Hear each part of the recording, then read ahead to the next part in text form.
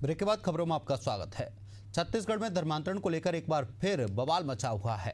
प्रदेश के अलग अलग जिलों से लगातार सामने आ रहे मामलों ने माहौल को गर्मा दिया है। बस्तर से लेकर जशपुर और भिलाई से लेकर बिलासपुर तक अब धर्मांतरण के नए नए हॉट स्पॉट उभर रहे हैं। वहीं एक तरफ सत्ता संभालने के साथ ही विष्णुदेव साय सरकार ने कहा था कि प्रदेश में धर्मांतरण रोकने के लिए नया और कड़ा कानून लाया जाएगा, लेकिन 1.5 साल बीतने के बाद भी सरकार धर्मांतरण रोकने का नया कानून नहीं बना पाई। बजट सत्र में डिप्टी सीएम विजय शर्मा ने कहा था कि जल्द ही नया कानून लागू किया जाएगा। देखिए रिपोर्ट।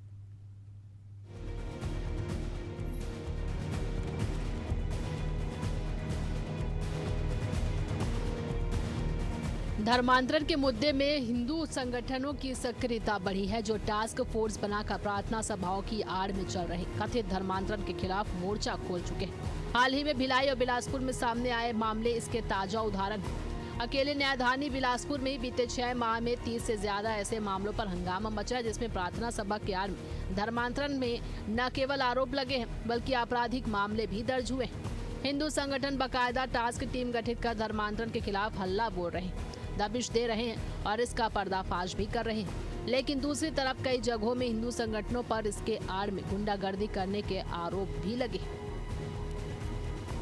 छत्तीसगढ़ में विधानसभा का मानसून सत्र में उम्मीद की जा रही थी। धर्मांतरण के संबंध में विधेयक पेश नहीं किए जा रहा है, लेकिन सरकार ने कानून का मसौदा तो तैयार कर लिया, लेकिन उसको मंजूरी का इंतजार है।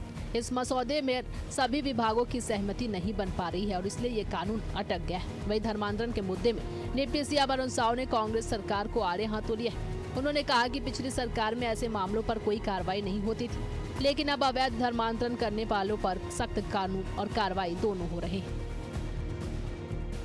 आंकड़ों के मुताबिक 2020 में 1 प्रकरण, 2021 में 7 प्रकरण, 2022 में 3 और 2024 में 12 प्रकरण दर्ज किए गए।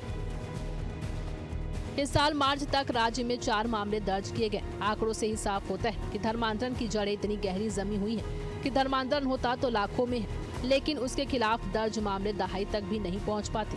वहीं कांग्रेस ने भी इस मुद्दे पर पलटवार किया है। कांग्रेस संचार प्रमुख सुशील आनंद शुक्ला ने भाजपा को घेरते हुए कहा कि सरकार बनने के बाद भाजपा खामोश हो गई, जबकि धर्मांतरण की घटनाएं पिछले 1.5 साल में बढ़ी है। उन्होंने सवाल उठाया कि अगर सरकार गंभीर है तो अब तक कानूनी कार्रवाई क्यों नहीं की गई।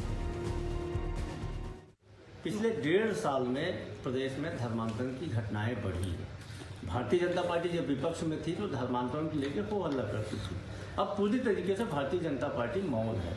दरअसल धर्मांतरण भारतीय जनता पार्टी का पॉलिटिकल एजेंडा है। इस जहर को इसी ने इस प्रदेश में बोया है। और अब जब डबल इंजन की सरकार बन गई है तो कानूनी कार्रवाई क्यों नहीं करते हैं? सरकार इस मामले को लेके कानून क्यों नहीं बनाती है? जबकि हकीकत यह है कि मुख्यमंत्री जी ने मंत्रिमंडल की पहली बैठक में कहा था कि धर्म स्वातंत्र विधेयक तैयार है, 60 दिन में इसको कानून का रूप दे देंगे। तो फिर इसमें कानून क्यों नहीं बनाया जा रहा है? केंद्र सरकार कानून क्यों नहीं बना रही है? डबल इंजन की सरकार क्या कर रही है? भारतीय जनता पार्टी ही इस प्रदेश में धर्मांतरण को बढ़ावा दे रही है, ताकि धर्मांतरण के बाद बयानबाजी करे, माहौल खराब करे और अपनी राजनीतिक ध्रुवीकरण के काम में सफल हो। प्रदेश में जब 5 साल कांग्रेस की सरकार थी, एक कार्यवाही धर्मांतरण पर नहीं होती थी। आज ये धर्मांतरण करते हुए पकड़े जा रहे हैं, उन पर कार्यवाहियां हो रही है और कड़ा कानून हम बनाने की दिशा में बढ़ गए हैं। पर जो मौजूदा कानून है, उस कानून पर धर्मांतरण, अवैध धर्मांतरण करने वालों के खिलाफ लगातार कार्रवाई हो रही है, इसलिए मामले उजागर हो रहे हैं।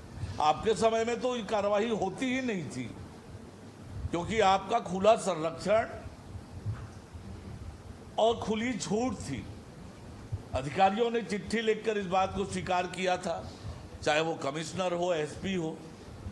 राज्य सरकार कांग्रेस पार्टी ने खुली छूट दे रखी थी धर्मांतरण के लिए, और इसलिए ना कोई कार्रवाई होती थी, ना कोई मामले उजागर हो रहे थे।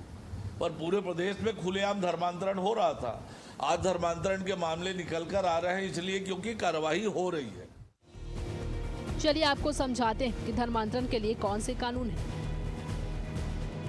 धर्मांतरण के लिए कानून: धोखे से धर्म परिवर्तन कराने पर होगी जेल, कम से कम 25,000 रुपए का जुर्माना लगेगा। सामूहिक रूप से धर्म परिवर्तन कराने पर 10 साल की सजा होगी। 50,000 तक का जुर्माना लगाया जाएगा। पीड़ित को 5 लाख तक मिल सकता है मुआवजा। बता दें कि यदि कोई व्यक्ति या परिवार खुद अपनी इच्छा से बिना किसी दबाव के धर्म परिवर्तन करना चाहता है तो इस पर कोई रोक नहीं होगी, लेकिन इसके लिए छत्तीसगढ़ सरकार ने नियम बनाया है। इस नियम के तहत धर्म परिवर्तन करने वालों को 60 दिन पहले धर्म परिवर्तन करने की सूचना देनी होगी। इस सूचना में आवेदक को अपनी व्यक्तिगत जानकारी फॉर्म में भरना होगा। इसके बाद जिला प्रशासन पुलिस के माध्यम से धर्मांतरण के कारणों का पता लगाया जाएगा। इसके बाद मामला संदिग्ध होने पर मामले की जांच कराई जाएगी। छत्तीसगढ़ में धर्मांतरण का मुद्दा जहां एक तरफ धार्मिक संगठनों के लिए आस्था का विषय है, वहीं राजनीतिक दलों के लिए यह एक बड़ा सियासी हथियार बन गया है। तमाम कानून लागू करने के बाद भी धर्मांतरण खत्म नहीं हो रहा है। अब देखने वाली बात होगी कि जो कानून लागू किए गए उनका कोई असर होता है या नहीं। एशिया न्यूज के लिए नदीम मेमन की रिपोर्ट।